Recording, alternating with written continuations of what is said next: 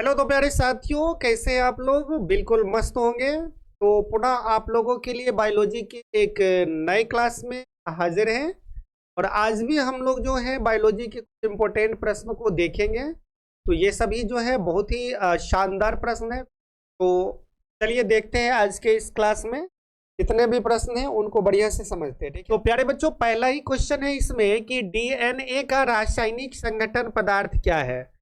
आज हम लोग पढ़ेंगे डीएनए के रासायनिक संगठन पदार्थ के बारे में कि डीएनए किन किन पदार्थों से मिलकर के बना होता है। ठीक है, आपको पता होना चाहिए डीएनए के द्विकुंडली संरचना की खोज वाटसन और क्रिक ने की थी। ठीक है प्यारे बच्चों, आज हम लोग पढ़ेंगे कि डीएनए के रासायनिक संगठन पदार्थ के बारे में, इस यानी डीएनए किन पदार्थों से मिलकर बने होते हैं। तो डीएनए प्रायः शर्करा, फॉस्फेट समूह और नाइट्रोजनी क्षार से बने होते हैं। आपसे पूछ देगा कि डीएनए किन पदार्थों से मिलकर बना होता है।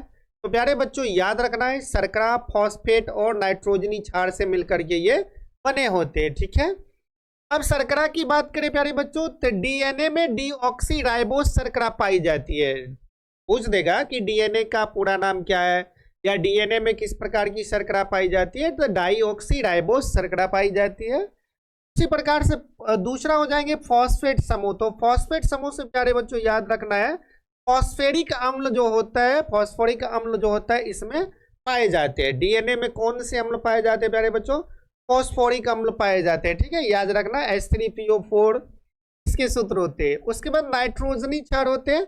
तो नाइट्रोजनी क्षार प्यारे बच्चों दो प्रकार के होते हैं, एक प्यूरिन होते हैं और दूसरा पायरेमिडीन होते हैं। ठीक है, आपको याद रखना है प्यूरिन और पायरेमिडीन को। ठीक है, ऐसे याद रखिए। और प्यूरिन में क्या आता है, तो एडिनिन और ग्वानिन आता है। ठीक है, प्यूरिन में क्या आता है प्यारे बच्चों?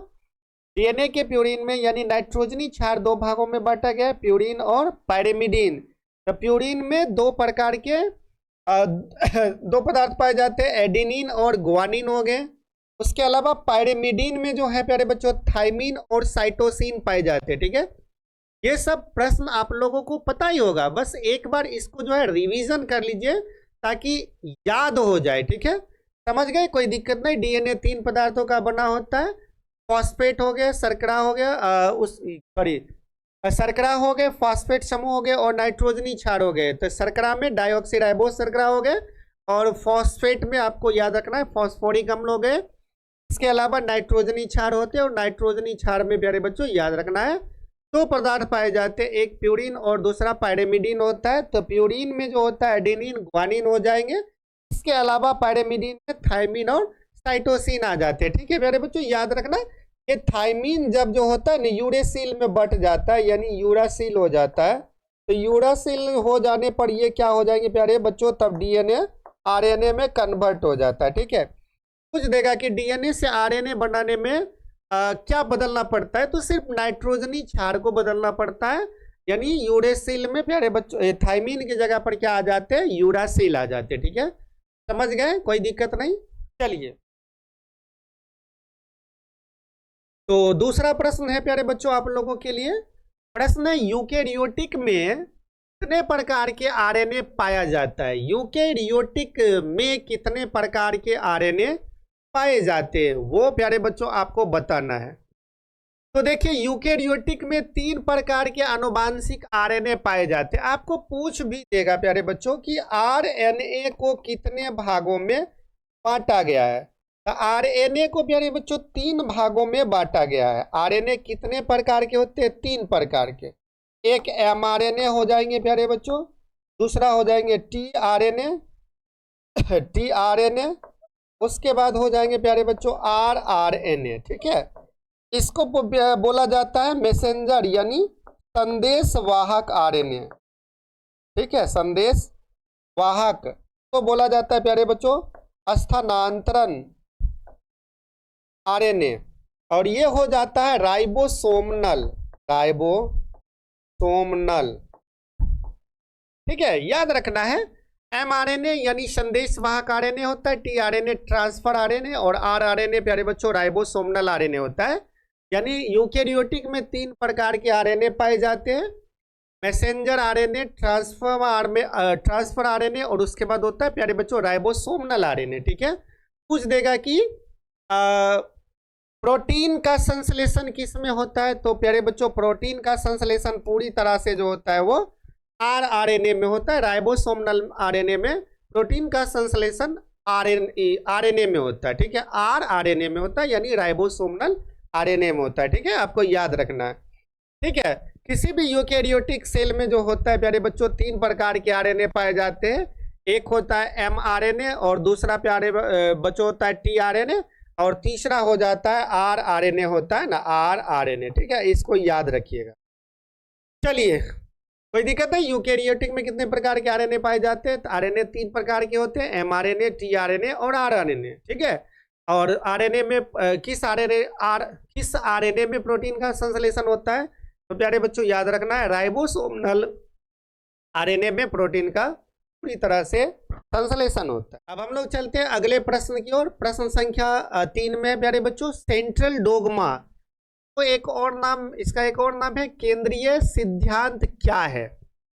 तो प्यारे बच्चों देखो, सेंट्रल डोगमा आपने पढ़ा है कि डीएनए के द्विकुंडी संरचना की खोज वाटसन और क्रिक ने की।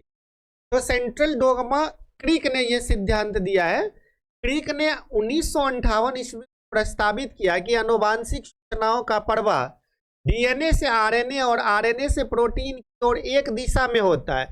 इस तथ्य को क्रिक ने एक सिद्धांत के रूप में प्रस्तावित किया, जिसे अणुजीव विज्ञान में केंद्रीय सिद्धांत या इसी को बोला जाता है सेंट्रल डोगमा। कहने का मतलब क्रिक ने 1958 ईस्वी में बताया कि डीएनए से आरएनए और आरएनए से प्रोटीन की ओर जो होता है ना प्यारे बच्चों, आनुवांशिक सूचनाओं का वाहन होता है। ठीक है, कहने का मतलब डीएनए से आरएनए और आरएनए से प्रोटीन की ओर जो होता है आनुवांशिक सूचनाओं का वाहक होता है। ठीक है, ये सिद्धांत दिया किसने? तो ये सिद्धांत प्यारे बच्चों 1958 ईस्वी में वाटसन और क्रिक में, वाटसन नहीं क्रिक ने दिया था। ठीक है, इसको याद रखिएगा। चलिए ये हम आपको समझा देते हैं। पूछ देगा प्यारे बच्चों डीएनए से पुनः डीएनए का बनना क्या कहलाता है? तो उसको बोला जाता है रिप्लिकेशन, यानी प्रतिकृति कहलाता है। ठीक है, क्वेश्चन पूछा जा सकता है प्यारे बच्चों कि डीएनए से डीएनए का बनना क्या कहलाता है? डीएनए से डीएनए का बनना प्रतिकृति यानी रिप्लिकेशन कहलाता है। ठीक है, याद रखिएगा। ऑब्जेक्टिव में पूछे जा सकते हैं डीएनए से डीएनए का निर्माण, यानी डीएनए से पुनः डीएनए बनना, रिप्लिकेशन या जिसको हम लोग रिप्लिकेशन या प्रतिकृति कहते हैं। फिर आगे इसी में और क्वेश्चन बनेंगे कि डीएनए से आरएनए यानी डीएनए से एमआरएनए का बनना क्या कहलाता है प्यारे बच्चों? ट्रांसक्रिप्शन कहलाता है। ठीक है, डीएनए से आरएनए यानी डीएनए से एमआरएनए का बनना क्या कहलाता है? ट्रांसक्रिप्शन। इसी को बोला जाता है प्यारे बच्चों अनुलेखन। ट्रांसक्रिप्शन या अनुलेखन कैसे बनता है? डीएनए से एमआरएनए, ठीक है, डीएनए से एमआरएनए बनना ही कहलाता है ट्रांसक्रिप्शन। ठीक है, चलिए आगे देख लेते हैं। एमआरएनए से जो होता है प्रोटीन का बनना, एमआरएनए से प्रोटीन का बनना, एमआरएनए से प्रोटीन का बनना या एमआरएनए से प्रोटीन में रूपांतरण होना क्या कहलाता है प्यारे बच्चों? उसको बोला जाता है ट्रांसलेशन या इसी को बोला जाता है रूपांतरण। याद रखिएगा, कोई दिक्कत नहीं, इसको याद रखना है। डीएनए से डीएनए का बनना जो होता है प्रतिकृति या रिप्लिकेशन कहलाता है। डीएनए से एमआरएनए का बनना क्या कहलाता है? ट्रांसक्रिप्शन या अनुलेखन कहलाता है। एमआरएनए से प्रोटीन का बनना क्या कहलाता है? ट्रांसलेशन कहलाता है। ये बढ़िया क्वेश्चन है, समझ गए? ये एग्जाम में पूछे जाते, इसको याद रखना। और इन सारे चीज को मिला दो प्यारे बच्चों, तब वो बनता है क्या? वो सेंट्रल डोगमा बनते। ठीक है, याद रखना। ठीक है, कोई दिक्कत नहीं, इसमें होना भी नहीं चाहिए ये सब। ठीक है, चलिए आगे हम लोग अगले प्रश्न की ओर। प्रश्न संख्या 4 में डीएनए फिंगर प्रिंटिंग या उंगली छापन पूछ देगा प्यारे बच्चों, क्या है? डीएनए फिंगर प्रिंटिंग क्या है? डीएनए उंगली छापन क्या है? ठीक है, चलिए देखते हैं इन प्रश्नों का उत्तर। तो डीएनए का एंडोन्यूक्लियस एंजाइम की सहायता से विदलन करके डीएनए खंडों के मैचिंग द्वारा, डीएनए खंडों के मैचिंग द्वारा किसी व्यक्ति की पहचान ही डीएनए फिंगर प्रिंटिंग कहलाता है। यानी कहने का मतलब है डीएनए का एंडोन्यूक्लियस एंजाइम की सहायता से विदलन करके किसी मान लो किसी दूसरे डीएनए के साथ मैच करा करके समझ गए, मैच करा करके जो है उस व्यक्ति की पहचान करना क्या कहलाता है, डीएनए फिंगरप्रिंट कहलाता है। कहने का मतलब है इसका उपयोग प्यारे बच्चों कहाँ होता है, तो समझ लो इसका उपयोग जो होता है जैसे मान लो आप कहीं किसी स्थान पर गए, किसी स्थान पर जाने के बाद आप उस जगह पर जाते हैं तो आप पैर से जाते हैं, या मान लो वहां जाकर के आपने किसी को छुआ तो हाथ वाला जो मतलब पदार्थ होते हैं वो यहाँ पर लग जाते हैं। हाँ, यानी हमारा डीएनए कहाँ पर चिपक गया प्यारे बच्चों, यहाँ पर। तो वहां से जो होता है हमारा डीएनए मिल जाएगा। यहाँ इसको आप ऐसे समझिए कि डीएनए फिंगरप्रिंटिंग का उपयोग होता है जैसे मान लो किसी प्रकार की घटना, जैसे कोई एक बच्चा भुतला गया है, एक बच्चा जो है मेला में खो गया है। अब उस मेला में खोए हुए बच्चे को उसके असली माँ बाप तक पहुंचाया कैसे जाए? अगर दो व्यक्ति बोले कि नहीं ये बच्चा मेरा है, ये बच्चा मेरा है, तो कैसे पता लगेगा? तो डीएनए मैचिंग करा करके। अगर कोई व्यक्ति मान लो लूट पाट किया, कुछ चीज छोड़ दिया, तो उसका उससे डीएनए मैच कराया जाता है। कोई बलात्कारी है तो उसका उससे डीएनए मैच कराया जाता है ना। और मान लो फॉरेंसिक लैब में कोई बाढ़ में, भूकंप में दब के मर गया, अब मान लो कोई किसका लाश है, ये कंफर्म कैसे किया जाएगा? तो डीएनए के द्वारा। तो याद रखना है प्यारे बच्चों, प्रत्येक जीव की डीएनए संरचना आनुवांशिकता विशिष्ट और अन्य जीवों से अलग होती है। इस तकनीक की खोज जो है एलेक्स जेफरी ने 1986 में की थी, और इसको जो है सभी देश ने कानूनता वैध माना है। ठीक है, वैध मतलब होता है सभी देश ने इसको कानून का रूप दे दिया है, मतलब कि ये अच्छी तकनीक है, इसका उपयोग किया जा सकता है, इस पर कोई रोक टोक नहीं है। ठीक है, इस याद रखना कि डीएनए फिंगरप्रिंटिंग खोज किसने की थी? एलेक्स जेफरी ने की थी। कब की थी? 1986 में की थी। ये पूरी तरह से कानूनन वैध है।